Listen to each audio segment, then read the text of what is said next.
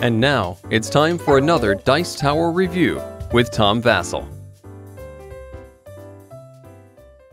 Folks, I remember when Duel Betwixt Us was on Kickstarter because it had one of the most entertaining Kickstarter videos I've seen. And you can just see here in the front, one man is using a fish to fight another man using an umbrella. Pure zaniness. This is a comedy of manners and mayhem. It has the idea of this old-timey, manly man. Well, I'm a lumberjack and I'm okay. But that's what this game is. It's a two-player game in which players are out to fight duels. And you're fighting duels and you need more weapons and things to fight against your opponents. And so you get adoring fans who show up and work themselves to death for free to help you do this. Sound like real life? Sound weird? Sound odd? Let's take a look.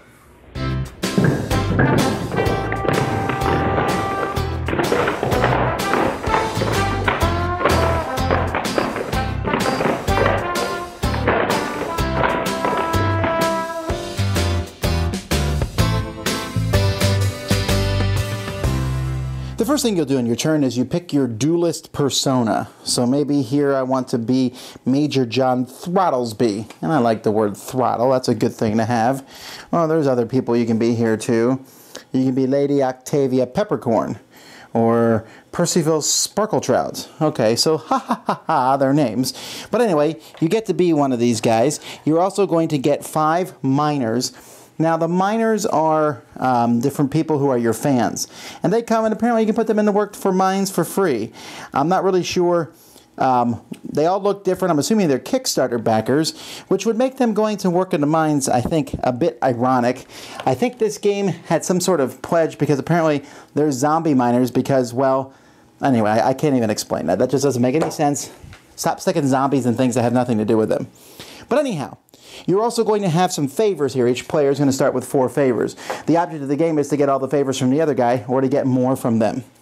So the first thing you'll do in your turn is you will assign one of your unassigned miners to either the copper mine, a silver mine, or the gold mine. After you do that, all your miners will produce. However, for a miner to produce in the copper mine, you just need 1 miner. So this guy would produce a copper. If you wanted a miner to produce in the silver mine, you'd need 2 of them. So here these guys would get a silver. If I had 2 groups of 2, they would both get a silver card on them. And if you wanted a gold card, you would need a group of 3 miners to get that gold card. Now, when you do this, you're also allowed to move 1 miner. You can place 1 out and you can move 1. So as time goes by, you're going to have, so then you have these ingots, the copper, silver, or gold, and you will be able to use these to buy things. You don't get to save them from round to round, but you can keep them on the card until it's used. So I could use it on my opponent's turn, but if I don't use it, I won't get another one next turn. Now the reason you're going to do this is at the beginning of your turn, you'll draw 2 cards. You're going to start with a handful of cards. You'll draw 2 and keep 1 of those. Then you assign a miner out. Then you will get your ingots, gold, silver, or copper. Then you will purchase things. Now when you purchase things from your deck, each deck has a number at the top. This means you can purchase this with either a silver or a gold ingot because it shows a silver. If it shows copper, you can use a copper, silver, or ingot, or gold ingot. Some need gold.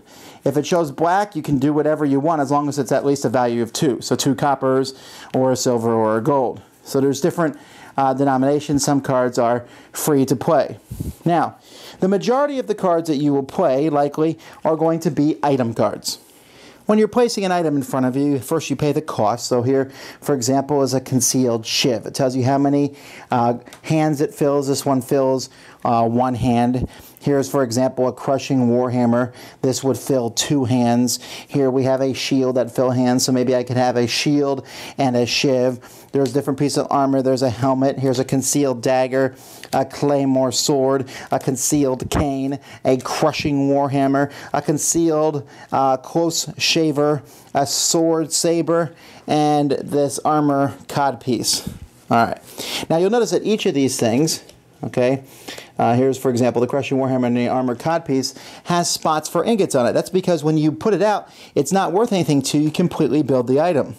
So I could put this silver ingot here on the codpiece, filling this spot here. We're giving this a defensive value of 2.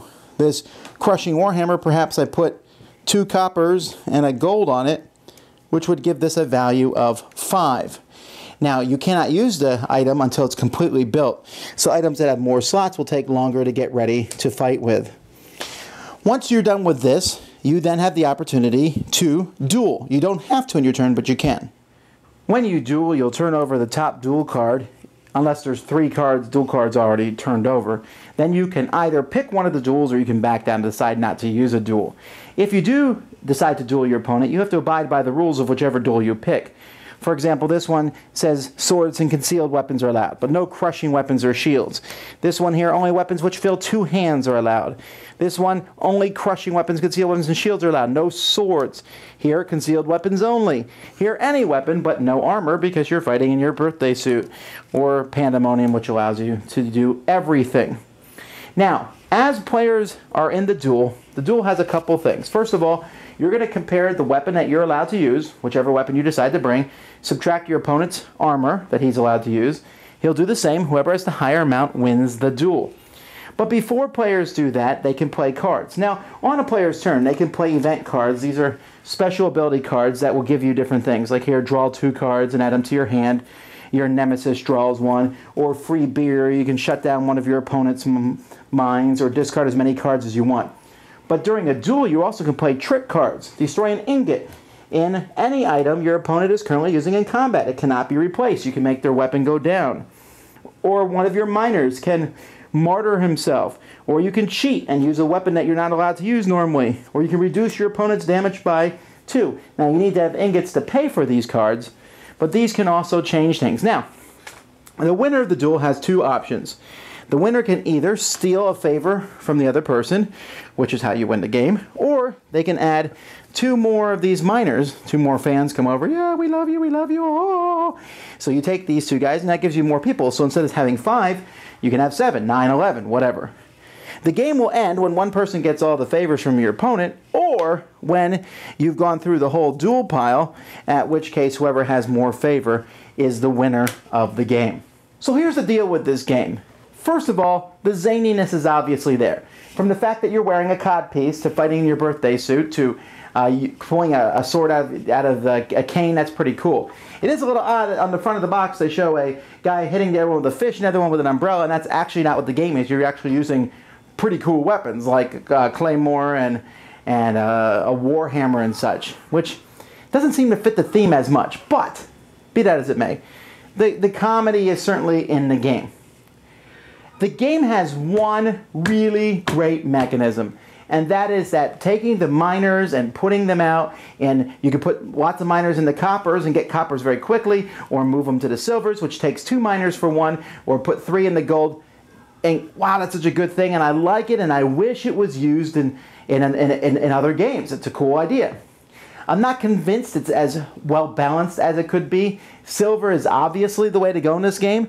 More cards need silver than anything else. The gold cards are usually big weapons that need to be filled up with other ingots before they're useful. And there's not a lot of good trick cards for gold, if any. Now you can use gold cards to play silver tricks, but that's a waste. You're overusing there. And you could say, well, the gold cards are good for the weapons, and that's true, but I'm still not seeing a benefit to gold over silver. I might be wrong there, but I feel pretty confident that silver is the best. But as it may, it's still pretty interesting, all the different things that you can do in the weapons. The duel cards is kind of a funnel in this game that can slog things down. You can get a really great sword ready and a shield and you're ready to fight, and all 3 duels that are out there don't allow bladed weapons or sword or whatever. For some reason, you can't use them. And so you're not interested in that, so you need to build another weapon. But meanwhile, your opponent, who might be able to attack you because he can, and you don't have anything to fight against him, can go boom, boom, boom, boom. And so occasionally, and I've seen it happen a few times, there's some swings of unfairness because of the way the duels came up. I wish there was a way to discard the duels and put new ones up, hoping you get one that you can fight your opponent with. I do understand that having the different duels keeps one person from bringing out the claymore of doom and super armor and winning every duel. But at the same time, I think it might swing too far the other way. This is very much a take-that two-player game. You're playing tricks on your opponent, he's playing stuff on you. You never know what's going to happen, and you have to realize that there's going to be this silly mood that this game comes with. The game comes with a lot of tuck boxes, which are way too big and numerous for this game. I can only assume they made them this big so people could sleeve their cards. But anyway, this is GameSalute's thing now, the tuck boxes. It's funny. It has a really good mechanism with the collecting of the ingots and using the ingots to make weapons. Very enjoyable. Probably could use a little bit more development. Doesn't feel like the whole game is, you know, perfectly sound, but it's fun and entertaining. And for a 20-30 minute game, I'm willing to accept it. Very interesting. I like the theme, and it has some really cool ideas. I do hope, like I said, that the miner mechanism gets used in other games. I think that's a great idea, and I'd love to see it go farther. But as it is, I think this one is a very solid two-player game. Maybe could use a few tweaks, but as it is, I think a lot of people will get enjoyment out of it. And I still really want it to fight with a fish.